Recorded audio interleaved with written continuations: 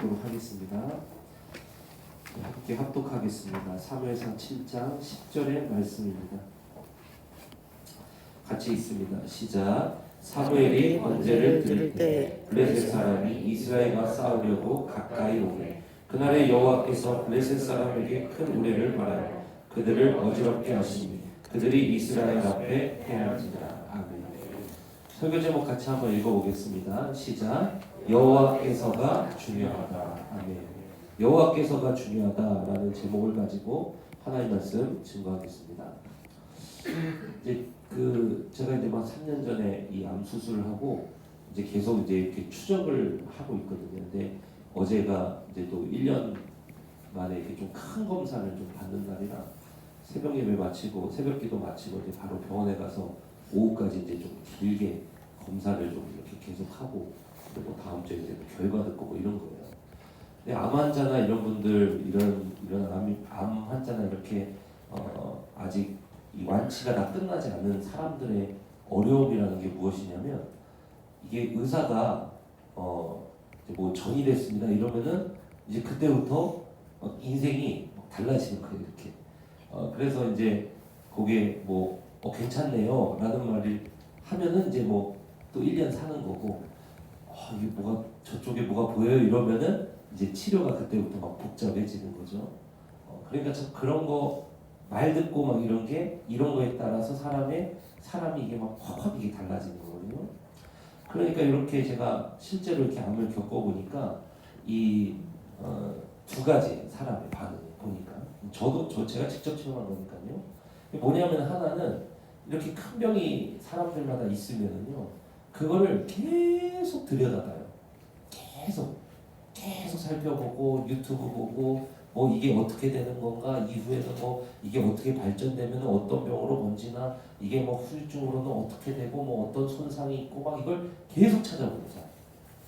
그런 사람이 있는가 하면 그냥 덮어두고 그냥 뭐 이렇게 병원 가서 좀 얘기 듣고 그 다음에 그냥 일상을 살아가고 이렇게 반응하는 사람이 이렇게 두 갈래로 갈리더라고요.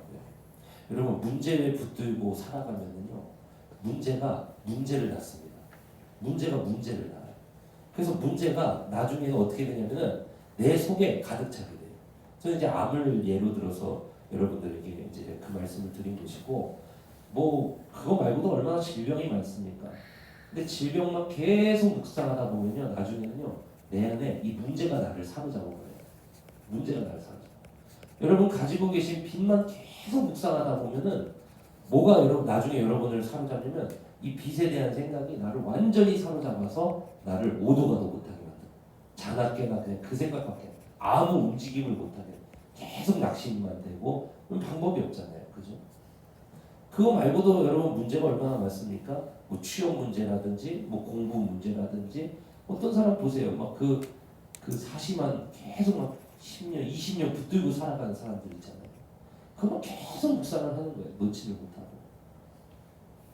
여러분 오늘 설교가 뭐냐면은 그렇게 문제만 묵상하고 문제만 계속 바라보고 뭐 그냥 그렇게 살아가는 것이 아니라 오늘 설교가 뭐냐면은 역전을 이루시는 분이 누군지를 알고 그 역전을 이루시는 분을 붙들고 살아라. 이게 설교예요.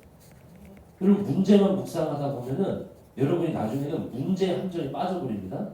그래서 지금같이 이렇게 뭐 전국이 어려울 때는 또 유튜브로 요새 뭐 이 정치 이야기 계속 보시는 분들 있죠? 보시면은 여러분 안에 답이 있어요? 우울증만 더 심해집니다. 우울증만 더 심해. 우리가 뭐 그걸 해결 못 하잖아요. 근데 답은 없으면 그냥 우울증만 심해지고 불평만 많아지고 불만만 많아지고. 사랑하는 성도 여러분, 문제만 묵상해서 문제 키우지 말고 문제로 가득 찬 인생 살지 말고 여호와께서를 붙들고 역전을 이루시는 분 붙들고 여러분이 승리하는 인생 살아가시고 주님이 주시는 복으로 충만한 인생 살아가시기를 주님의 이름으로 축원합니다. 오늘 설교가 바로 그거라는 거예요. 여호와께서가 중요하다. 여호와께서를 붙드는 거. 말씀 한번 보겠습니다. 사무엘상 7장 10절에 보니까 다시 한번 보시면은 사무엘이 번제 드릴 때 블레셋 사람이 이스라엘과 싸우려고 가까이 왔다 그랬습니다. 가까이 왔다 그랬어요. 이제 막 치열한 백병전이 펼쳐지기 직전에 도달했다는 거예요. 그런데 그때 블레셋 사람들에게 뭐가 치냐면은 큰 우레가 치고 블레셋이 혼란한 틈을 타서 이스라엘이 공격해서 이 블레셋이 크게 패하게 됐다. 이 얘기를 말하는 거예요. 여기서 중요하게 살펴봐야 하는 것이 무엇이냐면 누가 이 역전을 이루었냐 이겁니다. 누가 이 역전을 주신 분이냐 이거예요. 이거를 중요하게 살펴봐야 됩니다. 오늘 10절을 한번 보십시오. 10절을 다시 한번 보면 블레셋이 가까이 접근해서 이 백병전을 펼치기 직전에 블레셋 사람들에게 큰 우레를 쳐서 혼란스럽게 하신 분이 누구라고 말하고 있습니까? 여호와께서. 그렇죠. 여호와께서. 그죠? 그분이 바로 여호와 하나님이라는 사실을 강조하고 있는 것입니다. 그래서 이스라엘에게 블레셋이 패하게 된 원인은 이스라엘의 강함보다 여호와 하나님의 개입이라는 거예요.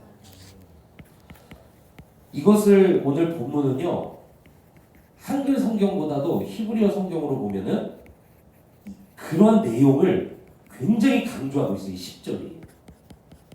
오늘 본문의 이 10절을 제가 히브리어로 보니까 여기에 보면은 저기 맨 마지막에 이스라엘 앞에 패한지라 이렇게 돼 있죠. 패했다. 블레셋이 패했다. 이렇게 이야기를 하고 있습니다. 근데 이 패하다라는 요 히브리어 동사가 나가프라는 단어거든요. 나가프. 근데 이게 상처나 뭐 때리다, 뭐 패하다 이렇게 의미로 이렇게 쓰입니다. 그런데 여기서 저 패한지라 저 나가프라는 저 단어가 히브리어의 어떤 동사의 형태에 따라서 그게 수동태냐 능동태냐 이렇게 바뀌거든요. 그런데 여기서는 수동태를 뜻하는 그 니팔이라고 하는 형태로 되어 있어요. 저 나가프라는 단어가. 그냥 수동태라는 것만 여러분 기억하세요. 그러니까 정확하게는 이스라엘에게 패배당하였다. 이런 의미예요. 패배당하였다. 그러니까 이스라엘에게 패했다와 이스라엘 앞에 패배당하였다와 이게 좀 미묘한 차이가 있죠. 그죠? 그러면은 여러분 한번 생각해 보세요. 그냥 이 형태를 블레셋이 이스라엘에게 패했다 이렇게 써도 말이 돼야 안 돼요? 되죠. 그런데 이 히브리어 구문에서는 이 장면에서 패배를 당하였다 이렇게 수동적인 의미로 썼다는 거예요. 그러니까 이 문장에서 이 10절이라고 하는 문장에서 이 히브리어로 사람들이 이것을 기록할 때 하나님의 굉장한 의도가 보이시죠? 하나님께서 이 10절에서 굉장히 강조하고 싶으신 게 있는 거예요. 그냥 패했다가 아니라 그들이 패배를 당한 것이다. 그러면은 이 수동태로 쓰였다는 것은 누군가의 개입이 있었다는 거예요. 이스라엘에게 블레셋이 진 것은 다른 누군가의 이스라엘이 아니라 이스라엘이 아닌 실제로는 이스라엘의 칼에 엎드려졌지만 이스라엘이 아닌 누군가의 개입으로 블레셋이 패배를 당하여진 거예요. 그것이 누구입니까? 오늘 본문에서 보니까 여호와께서 이렇게 말합니다. 그러니까 이 구문은 이스라엘의 강함이 아니라 여호와로 인하여서 이 블레셋이 패배를 당하여지게 된 것이다. 이것을 굉장히 강조하는 문법으로 이 10절이 구성이 되어 있습니다. 사랑하는 성도 여러분, 그래서 뭐가 중요하냐? 여호와께서 우리의 강함이 아니라 역전은 누가 하시는 거라고요? 여호와께서 하시는 것이다.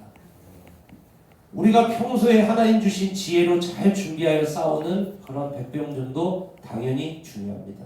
싸움을 위해 우리는 공부도 해야 되고 준비도 해야 되고 뭐 재정도 준비해야 되고 지혜롭게 써야 되고 그런 거 당연히 잘 준비해요. 그건 기본입니다. 그러나 지금 이 상황은 어떤 상황이에요?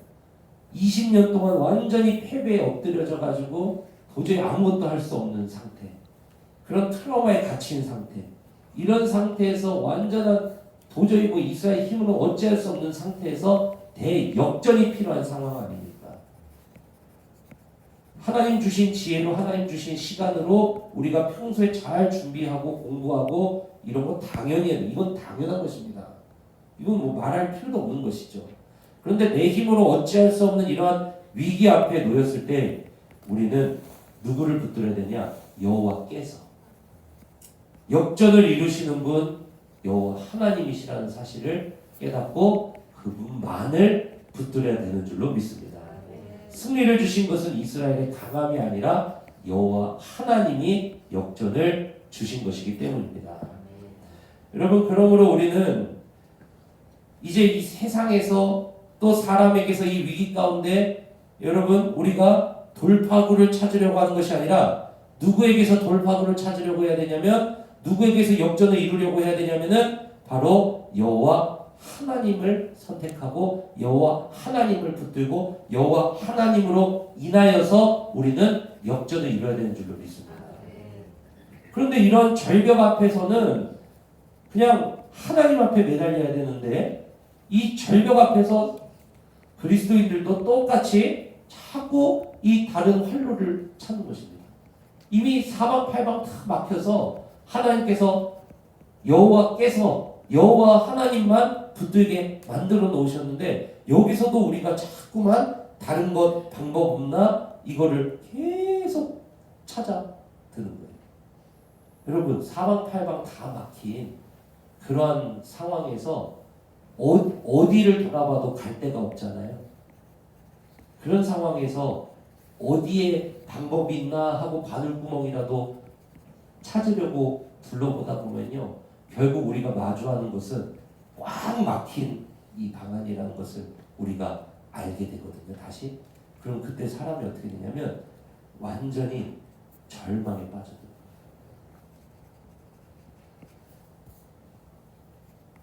여러분, 제가 암에 걸렸을 때도 저는 제 병에 대해서 파고들질 않았어요. 저는 지금까지도 제 신장암 생존율이 몇 프로가 되고 이것 때문에 무슨 증상이 있고 저는 아직까지도 몰라요. 한 번도 안 봤어요. 여러분, 큰 병에 들면은요, 사람들이 내 병에 대해서 잘 알아야 되는 것도 많거든요. 그래야 의사의 과잉이나 의사의 방향이 옳은지 그른지 내가 판단을 할 수 있습니다. 그러나 내가 내 병에 알면 알수록 또 절망에 빠지는 게 이게 사람이에요. 다른 문제도 마찬가지라고요. 파고 들어봐야 답이 없어요. 파고 들어봐야 방법이 없어요. 여러분, 그럴 때는 더 이상 파고드는 것을 그쳐버리고 사람 찾아다니는 거 그쳐버리고 그때는 누구와 씨름해야 되냐? 하나님 앞에 나와서 여호와께서 그거 붙들고 하나님과 씨름해야 되는 줄로 믿습니다. 결국 왜 그렇습니까, 여러분? 결국 여호와께서 하시지 않으면 답이 없기 때문에 그렇습니다. 그러니까 우리 사랑하는 브레센토교회 성도님들은 문제만 파고드는 사람이 아니라 여호와께서 붙드는 인생 되시기를 주님의 이름으로 축원합니다. 여러분, 성경을 한번 잘 보세요. 민수기 13장 27절에서 33절까지를 한번 볼 텐데요. 가나안을 12정탐꾼이 돌고 와서 보고를 할 때 10정탐꾼은 뭐를 파고드냐? 문제만 파고듭니다. 같이 한번 읽어보세요. 읽어봅시다. 시작.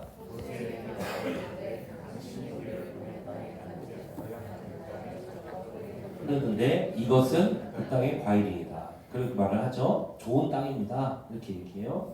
그런데 그러면은 여호와께서 붙들고 가면 되잖아요. 그런데 28절부터 33절까지 문제만 파고들게요. 계속. 한번 읽어보세요. 시작. 그러나 그 땅 거주민은 강하고 성읍은 견고하고 심이 클 뿐 아니라 거기서 안악죠. 자, 보세요. 문제만 계속 파고들죠. 그러나 그 땅 거주민은 뭐하고? 강하고. 거주민만 보는 게 아니라 나중에 어떻게 돼요? 문제가 문제를 낳아요. 거주민을 봤더니 그 다음에는 성읍이 보여. 성읍은 어때요? 견고해. 심이 커. 견고한데 그것도 견고한 거 봤더니 큰 것도 보여.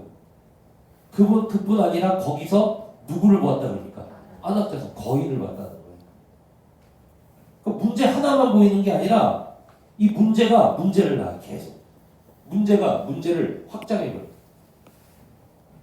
29절 아말렉이는 남방 땅에 거주하고 헤딘과 여부스인과 아모리인은 산지에 거주하고 가나안인은 해변과 요단가에.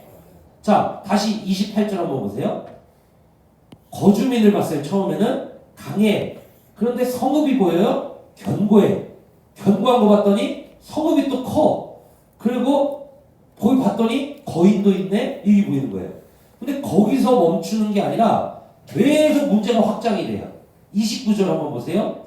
아말렉이는 어디 땅에 거주한대요? 남방. 가나안 구조가 밑에는 남방 사막지대고 가운데는 산지고요. 옆에는 뭐냐면 해변가예요. 해변가. 그러니까 남방 사막 지역에는 아말렉인들이 가득하고 중앙 산지에는 헤딘과 여부스인과 아모리인이 가득한 걸 보고 가나안인은 해변과 요단가 바닷가 쪽과 강가 지역에 가득한 거를 이 사람들이 보는 거예요. 처음에는 그 땅 거주민 봤다가 성벽 보였다가 그게 튼튼한 거 보였다가 높은 거 보였다가 그 땅에 거인이 있는 걸 보았다가 이제는 남방 땅에 가득한 문제가 보였다가 중앙 산지에도 문제가 가득한 걸 보였다가 옆에 해변가에도 문제가 가득한 걸 보여요. 그러면 가나안 땅은 남방 사막지대, 중앙 산지, 해변, 강, 요단강 요거 기준으로 둘러싸여 있지 않습니까? 그거를 다 합쳐서 보니까 뭐예요? 거기 전체가 문제로 그득한 게 다 보이는 거예요. 문제 하나 뚫어지게 보기 시작했더니 문제가 문제를 낳고 문제가 문제를 낳고 문제가 문제를 낳고 나중에는 그냥 문제가 이만하게 가득 차가지고 이 사람이 아무것도 못하는 거예요. 그러니까 어떻게 돼요? 30절 여기는 갈렙 이야기고 31절 33절까지 쭉 읽어봅시다. 시작. 그와 함께 올라갔던 사람들은 이르되 우리는 능히 올라가서 그 백성을 그들은 우리보다 그렇죠. 야, 이 병은 안 된다. 이 저기는 뭐 안 된다. 이 뭐 빚은 안 된다. 야, 이거 우리 지금 이제 큰일 났다. 이렇게 됩니다. 내 인생은 이제 끝났다. 이렇게 됩니다. 32절. 이스라엘 자손 앞에서 그 정탐한 땅을 뭐 했다 그럽니까? 악평. 그것이 가정으로 그 불만이, 불평이, 그 입술의 거침이 가정으로 흘러들어가게 되고 이르되 우리가 두루 다니며 정탐한 땅 그 거주민을 뭐 하는 땅이요? 삼키는 땅이요. 거기서 본 모든 백성은 신장이 장대한 자들이며 결론 어떻게 됩니까? 거기서 네피림 우선인 안악자세 거인들을 보았더니 우리는 스스로 보기에도 메뚜기 같아. 그들이 보기에도 문제가 이만해지니까 자기는 메뚜기고 거기는 거인이고 이게 결론이에요. 그러니까 뭐예요? 여기서 문제 앞에 그냥 무릎 탁 꿇고 안 된다. 이렇게 그러면서 하나님이 주신 축복의 땅으로 넘어가지 못하는 거예요. 우리도 그럴 수 있거든요. 문제만 묵상하는 사람들은 하나님이 주시는 역전의 땅으로 넘어가지 못할 수가 있어요. 저는 우리 브레센터교회 성도님들이 역전의 땅으로 넘어가게 되시기를 주님의 이름으로 축원합니다. 문제만 파고들수록 본인들의 약함만 보이고 파고들수록 드러나는 것은 그들은 거의 우리는 메뚜기. 문제는 거의 우리는 메뚜기. 병을 파고들수록 병은 거인 우리는 메뚜기. 빚을 파고들수록 빚은 거인 우리는 메뚜기. 집안의 문제를 파고들수록 집안 문제는 거인 우리는 메뚜기. 이렇게. 그럼 어떻게 해야 되냐? 민수기 14장 6절에서 9절 한번 보세요. 여러분 역전을 이루는 사람은 문제를 파고들지 않습니다. 뭐를 붙들까요? 여호와께서를 붙들어 버려요. 단순하게. 제가 말씀드렸죠. 서두에 큰 병 있는 사람들은 그냥 이 스마트폰에서 그냥 이거 못 놓고 그냥 이거 계속 들여다보면서 하루를 보냅니다. 유튜브에서 사례도 찾아보고 이제 카페나 이런 데 들어가서 이제 거기에서 뭐 이런 사례나 이런 것들도 계속 찾아보고 소통하고 근데 문제가 이만큼 커져요. 물론 유용한 정보들도 있어요. 그러나 문제만 계속 파고들수록 문제가 이만해집니다. 일상 살기 힘들어요. 제 경험을 해보니까 알겠더라고요. 일상 살기 힘들어요. 다른 문제도 마찬가지예요. 빚도 마찬가지예요. 집안 문제도 마찬가지, 자녀 문제도 마찬가지고요. 파고들수록 문제는 많아져요. 나중에는요, 집 앞을 나가기도 힘들어요. 나가도 그 생각이 떠나지 않고, 그러니까 어떻게 될까요? 할 수 있는 거는 빨리 도파민을 분비시켜서 나를 도파민에 절여서 이거를 이 고통을 망각하면서 살아가야 돼. 그러니까 뭐에 빠질까요? 중독에 빠져. 그 제일 쉬운 게 뭐예요? 그런데 역전을 이루는 사람은 그 문제 앞에 무릎 꿇지 않고 역전을 이루는 사람은 문제를 묵상 안 해요. 이 사람들은 어떻게 하냐? 단순해요. 굉장히 단순해요. 문제는 그냥 덮어버리고 뭐를 탁 꺼내서 그것만 붙들냐? 여호와께서 이것만 딱 붙드는 거예요. 왜 그런지 한번 볼게요. 민수기 14장 6절에서 9절 한번 봅시다. 여호수아 갈렙 어떻게 하는가 보세요. 그 땅을 정탐한 자 중 눈의 아들 여호수아와 여분의 아들 갈렙이 자기들의 옷을 찢고 이스라엘 자손의 온 회중에게 말하여 이르되 우리가 두루다니며 정탐한 땅은 심히 아름다운 땅이라. 아까 열정탐꾼하고 똑같죠? 똑같은 말 하죠 지금? 가서 다 봤다는 거예요 둘 다. 열정탐꾼과 두 정탐꾼이 다 똑같이 본 거예요. 남방에도 문제가 가득하고 중앙산지에도 가득하고 해변에도 가득하고 성벽이 얼마나 단단하고 이거 다 봤습니다. 근데 8절부터 달라요. 한번 읽어봅니다. 시작. 여호와께서 우리를 기뻐하시며 우리를 그 땅으로 인도하여 들이시고 그 땅을 우리에게 주시리라. 이는 과연 적과 꿀이 흐른다. 아까 그 사람들은 문제 거기 거주민은 강하다부터 시작해가지고 이게 무슨 원숭이 원둥이는 빨개도 아니고 아니 그 땅의 거주민은 강해 성벽은 견고하고 성벽은 높고 거기는 뭐 아낙자손 남방에는 아말렉인 중앙산지에는 헷인 해변에는 블레셋 이것도 아니고 이 사람들 보세요. 8절에서 그냥 딱 그 문제 확 쳐버리고 여호와께서만 딱 붙들어요. 여호와께서 우리를 기뻐하시면 우리를 그 땅으로 인도하여 들이시고 여호와께서 인도하여 들이시고 여호와께서 그 땅을 우리에게 주시리라. 여호와께서 주신 이 땅은 과연 젖과 꿀이 흐르는 땅이라. 이 전체 하위에 나오는 이 모든 동사들이 어디에 종속되어 있냐면 여호와께서 이루시는 동작으로 다 종속이 되어 있는 거예요. 그러니까 어디서부터 시작하냐? 여호와께서 하시리라. 사랑하는 성도 여러분, 결국에는 열정탐꾼은 문제만 묵상하다가 결국에는 그 문제의 땅으로 들어가서 그 문제를 정복하지 못하고 광야에서 엎드러지고, 문제가 아니라 여호와께서를 붙들었던 두 정탐꾼은 역전으로 그 땅에 들어가는 줄로 믿습니다. 40년 만에 들어가요. 그 땅에. 그러나 결국 그 땅에 들어가서 하나님이 주신 그 젖과 꿀이 흐르는 땅을 차지하는 역전을 이 두 사람이 이룹니다. 이 두 사람만 이뤄요. 그 전체 세대 중에. 그 1세대는 다 땅에서 죽잖아요. 그래서 이 사람들은 문제를 파고들어 문제 포화 상태가 되어 버겁게 낙심하는 것이 아니라 단순하게 여호와께서 하나 딱 붙들어 버린다. 그렇다면 이걸 우리 삶에서 실제로 어떻게 해야 되는가? 여호와께서를 붙들고 살아가려면 우리가 도대체 어떻게 해야 될까요? 신명기 1장 20절에서 21절 한번 보세요. 신명기 1장 20절에서 21절은 신명기 1장 19절에서 33절까지가 모세가 12정탐꾼을 보내는 그 내용을 복기하는 장면이거든요. 근데 거기에서 20절에서 21절, 신명기 1장 20절에서 21절을 보면은 모세가 보낼 때 어떤 이야기를 하나를 해줍니다. 그 장면을 한번 볼게요. 신명기 1장 20절에서 21절 읽어봅니다. 시작.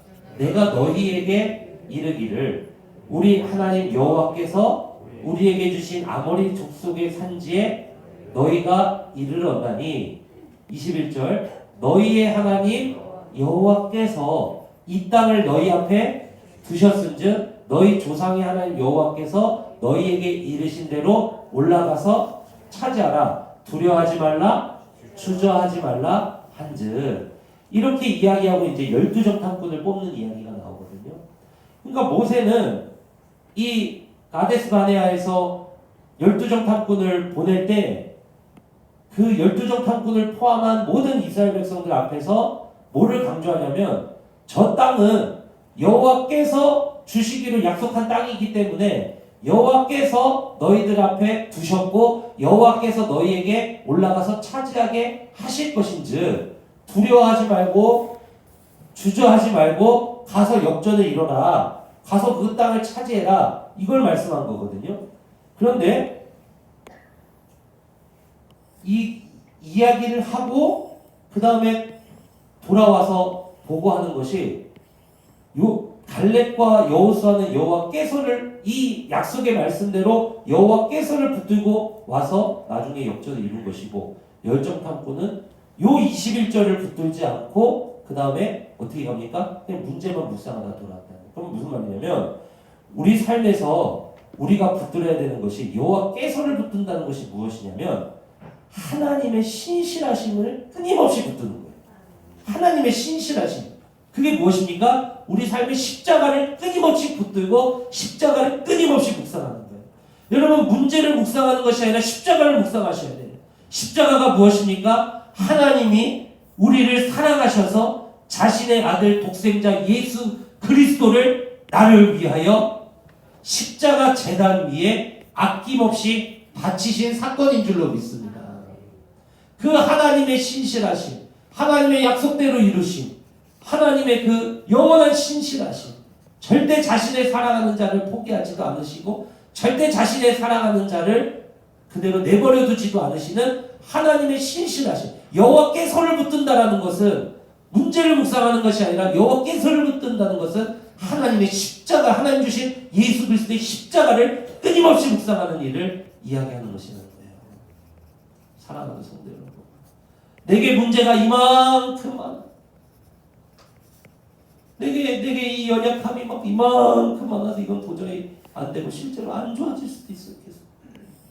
그러나 여호와께서 붙들고 십자가 붙든 자들은 뭐가 있어요?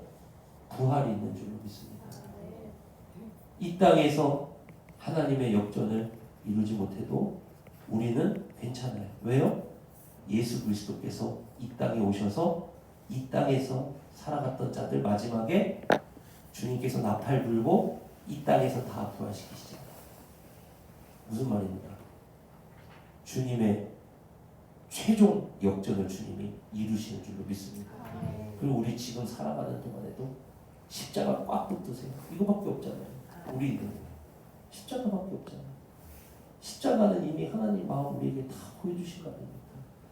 여호와께서 한다는 것이 무엇입니까? 바로 하나님의 신실하심을 끊임없이 바라보는 십자가를 끊임없이 바라보는 이거를 실제로 그래서 어떻게 적용을 했습니까? 여호수아 1장 1절에서 9절 같이 한번 보겠습니다. 여호수아 1장 1절에서 9절을 보면 여호수아에게 하나님께서 직접 말씀하십니다. 모세 죽고 나서 여호수아에게 직접 말씀하실 때 여호와께서 붙들고 살아가라. 어떻게 해야 여호와께서를 붙들고 살아갈 수 있는지를 그것까지 다 설명해 놓으신 부분입니다. 읽어보겠습니다. 시작. 여호와의 종 모세가 죽은 후에 여호와께서 모세의 수종자 눈의 아들 여호수아에게 말씀하여 이르시되 내 종 모세가 죽었으니 이제 너는 이 모든 백성과 더불어 일어나 이 요단을 건너 내가 그들 곧 이스라엘 자손에게 주는 그 땅으로 가라. 아까 그 문제 많았던 그 땅이 있죠? 거기로 가라. 3절에 보니까 내가 모세에게 말한 바와 같이 너희 발바닥으로 밟는 곳은 모두 내가 너희에게 주었노니 여기 보면은 주었다 그럽니다. 이거 완료형이에요. 뭐냐면 동작이 끝났다는 거예요. 이미 줘버렸다는 거예요. 이미 자신의 아들 우리에게 줘버리셨습니다. 이미 우리 사랑하셨습니다. 이미 우리 붙들고 놓지 않아 버리십니다. 이 하나님의 신실하심, 하나님의 약속대로 이루어지신 이거 꽉 붙들라는 거예요.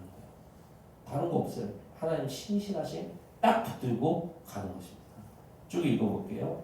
4절에 보니까 뭐 이런 영토가 되리라. 5절 내 평생에 너를 능히 대적할 자가 없으리니 왜요? 내가 모세와 함께 있었던 것 같이 너와 함께 있을 것임이니라. 내가 너를 떠나지 아니하며 버리지 아니하리.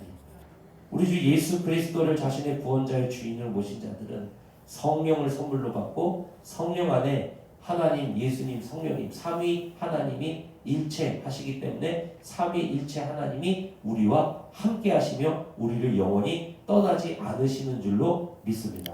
그러니까 여호와께서 이거 붙들고 그 하나님 앞에 나아가야 된다니까요. 그게 역전의 키입니다.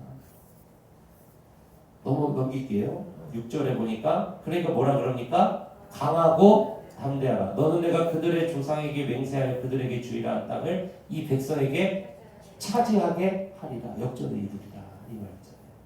근데 왜 강하고 담대하라 그러셨을까요? 그런데 왜 강하고 담대하라 그러셨을까요? 그 땅에 여전히 문제가 많잖아요. 사랑하는 성도 여러분, 내 빚이 이만큼 있는데 내일까지 상환해야 되는데 오늘 여호와께서 붙들고 있는 게 얼마나 강하고 담대해야 되는 일인지 아십니까? 얼마나 강하고 담대해야 되는 일인지 아세요? 그래서 그런 거예요. 그러나 여러분 이 문제 앞에서 방법이 있습니까? 여호와께서 붙들고 가는 거예요. 7절 그러니까 어떻게 해야 말았습니까? 오직 강하고 극히 담대하여 나의 종 모세가 여기서부터 방법이 나오죠. 내게 명령한 그 율법을 다 지켜 행하고 우로나 좌로나 치우치지 말라. 그리하면 어디로 가든지 뭐하리니? 형통하리니. 8절 9절 읽어볼게요. 이 율법책을 내 입에서 떠나지 말게 하며 주야로 그것을 묵상하여 그 안에 기록된 대로 다 지켜 행하라. 그리하면 내 길이 평탄하게 될 것이며 내가 형통하리라. 9절 내가 내게 명령한 것이 아니냐. 강하고 담대하라. 두려워하지 말며 놀라지 말라. 네가 어디로 가든지 네 하나님 여호와가 너와 함께 하느니라 하시니라. 이렇게 말씀하시는 거예요. 여호와께서가 중요해요. 근데 그 여호와께서 우리와 영원히 함께 하시면서 떠나지 않으십니다. 여러분 믿으십니까? 그런데 거기서 멈추는 게 아니라 극히 강하고 담대하게 이 문제 앞에서 여호와께서를 붙드는 방법이 있는데 하나님께서 주신 방법인데요. 그게 뭐냐면 오늘 여호수아에게 뭐라 그러십니까? 강하고 담대하게 그 문제 앞에서 여호와께서 주신 약속을 붙들기 위해서 주야로 뭐를 묵상하라 그래요? 말씀을 묵상하라. 어제 말씀에서 이어지죠? 3번째 주야로 하나님 앞에 기도하는 거. 그죠? 그런데 거기에다 뭘 추가하라는 거예요? 거기에다가 묵상을 말씀을 추가해서 하루 시작과 마무리를 이 성따사 묵상이나 시편 묵상이나 또 성경 통독이나 이 말씀 묵상으로 그거를 진행하라는 거예요. 그때 그 말씀이 약속이니 그거 주야로 묵상할 때 이 묵상이라는 단어는 그냥 이렇게 침묵하고 가만히 이렇게 있는 게 아니라 이 강아지가 뼈다귀를 할 때 막 이걸 막 사랑하면서 뼈다귀를 막 이렇게 막 했잖아요. 가족 계속 하루 종일 막 놀잖아요. 그런 단어예요. 좀 묵상이라는 단어. 그러듯이 말씀을 그렇게 충만하게 이거를 말씀을 계속 그냥 붙들고 읽고 통독하고 묵상하고 암송하고 그거를 계속 핥으라는 거예요. 말씀을 그냥 강아지가 그 뼈다귀를 막 사랑하면서 하루 종일 물고 다니면서 막 수시로 핥고 막 장난치고 막 이거 막 이러듯이 실제 그 단어예요. 묵상이라는 단어. 하가이라는 단어가 그런 뜻이에요. 옹알거리다, 중얼거리다 뭐 이런 뜻이거든요. 그리고 그걸 계속 이걸 묵상 대내이라는 거예요. 여기서 말하는 정확한 뜻은 그걸 대내이라는 거예요. 계속해서 이게 묵상이에요. 하루 종일. 그러면 그 말씀이 어떻게 된다 그래요? 그 말씀이 나를 지킨다는 거예요. 문제를 묵상하자. 제가 이거는 실제로 경험을 했기 때문에 여러분들에게 제가 말씀을 여러 번 드렸고 지금 또 드립니다.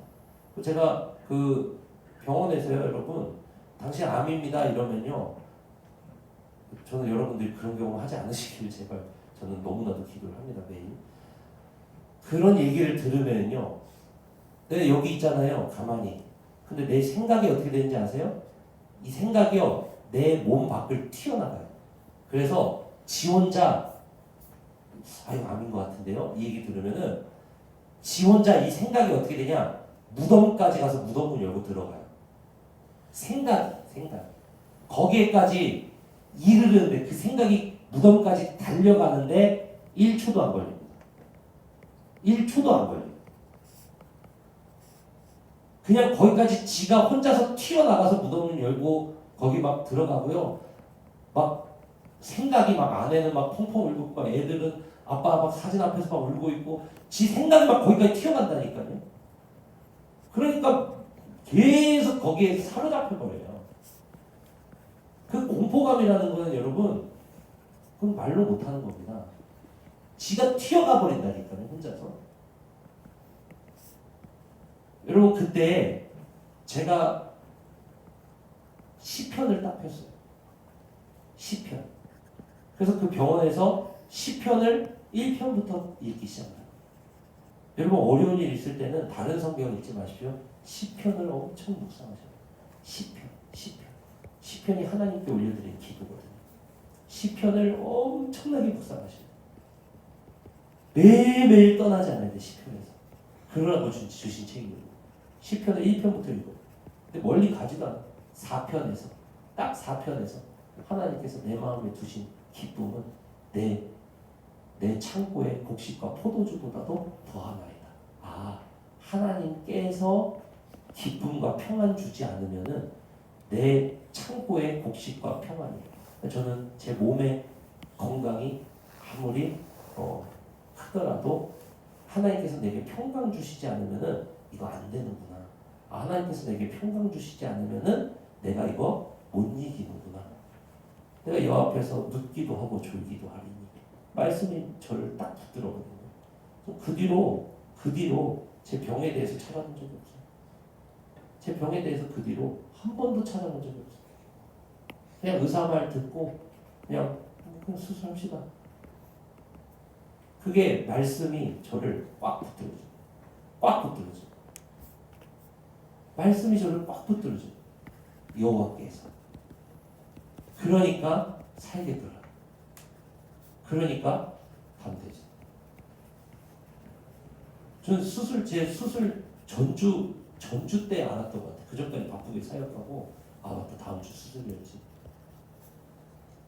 말씀이 탁 붙들어주지 않으면요, 여러분, 지금 상황에서 문제만 계속 묵상하게 돼요. 핸드폰만 계속 들여다보게 되고요. 유튜브만 계속 찾아보게 되고, 방법만 계속 찾아보게 되고, 계속 대출을 하게 되고요. 사람 계속 찾아내야 되고, 돈 계속 빌려야 되고요. 이렇게 됩니다. 사랑하는 성도 여러분, 여호와께서가 중요합니다. 이 여호와께서 내가 여호와께서를 붙들기 위해서 우리는 회개하고 예배드리고 기도하고 중보기도 하고 상번제 기도로 나가고, 오늘은 말씀 뭐라 그래요? 상번제 묵상 24시간, 그냥 시편 묵상, 이런 말씀 묵상, 성경 통독 계속 내 힘으로 말씀이 나를 사로잡게 하라. 그때 우리에게 주시는 것이 평강이야. 사랑하는 성도 여러분, 그래서 여호수아는 하나님의 약속 이루어질 것 붙들고, 하나님의 신실함 하나 붙들고, 여호와께서의 신앙으로 여러분 그 땅을 차지했습니다. 저는 우리 브레센터교회 성도님들의 삶에도 이러한 역전이 일어나시길 주님의 이름으로 축원합니다. 여호와께서를 붙드십시오. 하루 종일 말씀 묵상하시고, 지금 혹시 불안한 자들과 두려움에 사로잡혀서 계속 문제 묵상하는 자들이 있다면 그거 그치고 시편으로 돌아가십시오. 주께서 여러분을 붙들어 주실 줄로 믿습니다. 우리 같이 기도합시다. 살아계신 하나님, 문제 묵상하다가 문제에 사로잡히지 말고 여호와께서를 묵상하여 여호와께서 하실 일을 아버지 붙들고, 여호와께서 주신 약속 붙들고, 십자가 묵상하고 시편 묵상하고 말씀 묵상하고 말씀 암송하고 성령을 따르는 삶하고, 아버지 또 성경 통독하고, 그렇게 내 인생이 여호와께 완전히 사로잡혀서 승리하는 인생, 역전하는 인생 될 수 있도록 주여 우리를 붙들어 주시옵소서. 하나님 아버지, 오늘도 하나님 앞에 나아갑니다. 오늘도 회개하며 나아가고 오늘도 하나님 앞에 예배를 중심으로 나아가고 하나님의 영광과 아버지의 이웃 사랑의 기준으로 나아가고 오늘도 기도합니다. 오늘도 중보기도합니다. 오늘도 새벽과 저녁으로 3번째 기도합니다. 오늘 하루 종일 하나님 말씀을 묵상합니다. 주님 붙듭니다. 하나님 아버지 여호와께서 우리 삶의 역전을 이루어 주시옵소서. 아버지 앞에 드린 이 예물 기쁘게 받으시고 하나님의 기도 제목마다 응답하여 주셔서 살아계신 하나님의 놀라운 응답이 우리 삶에 넘치는 역사로 임하게 하여 주시옵소서. 감사드립니다. 살아계신 우리 주 예수님 이름으로 기도드립니다.